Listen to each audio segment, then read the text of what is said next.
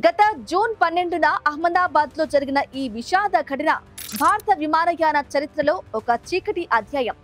London Gatwick వెళ్లాల్సిన Boeing 7878 dream liner విమానం AI-171 takeoff అయిన వెంటనే కూలిపోయింది. ఈ దుర్ఘటనలో 241 మంది ప్రయాణికులు, సిబ్బందితో కలిపి మొత్తం 260 మంది మరణించారు.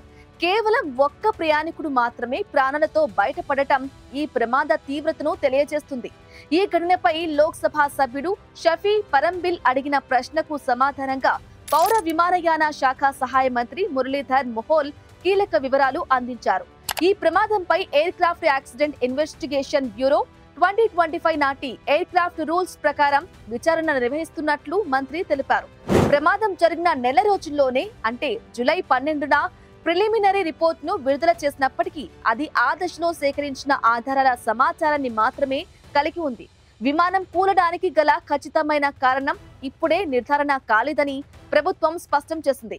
దర్యాప్తు అధికారులు ప్రమాదానికి గల అన్ని కోణాలను ఇంకా పరిశీలిస్తున్నారని, ఫుల్ ఎవాల్యుయేషన్ పూర్తయిన తర్వాతే తుది నివేదిక విడుదల అవుతుందని మంత్రి మొహోల్ పార్లమెంటుకు తెలియజేశారు. ఈ ప్రమాదం తర్వాత భద్రతా చర్యల గురించి ఆందోళనలు వ్యక్తమవుతున్న నేపథ్యంలో ప్రభుత్వం కొన్ని ముఖ్యమైన విషయాలను హైలైట్ చేసింది. Directorate general of civil aviation విమానయాన భద్రతను బలోపేతం చేయడానికి పటిష్టమైన యంత్రాంగాన్ని కలిగి ఉందని మంత్రి వివరించారు. ఈ వ్యవస్థలో ముఖ్యంగా సిస్టమాటిక్ సేఫ్టీ ఓవర్ సైట్, క్రమం తప్పకుండా జరిగే ప్రత్యేక ఆడిట్లు, స్పాట్ చెక్లు, నిబంధనలు పాటించని వారిపై చట్టపరమైన చర్యలు ఉంటాయి. డీజీసీఏ వార్షిక నిఘా ప్రణాళికను కూడా విడుదల చేస్తుంది. దీని ద్వారా సాంకేతిక విభాగాలన్నీ ఎప్పటికప్పుడు తనిఖీలు నిర్వహిస్తాయి. ఇక ఉల్లంఘనలు జరిగినప్పుడు పెనాల్టీలు విధించడం జరుగుతుంది.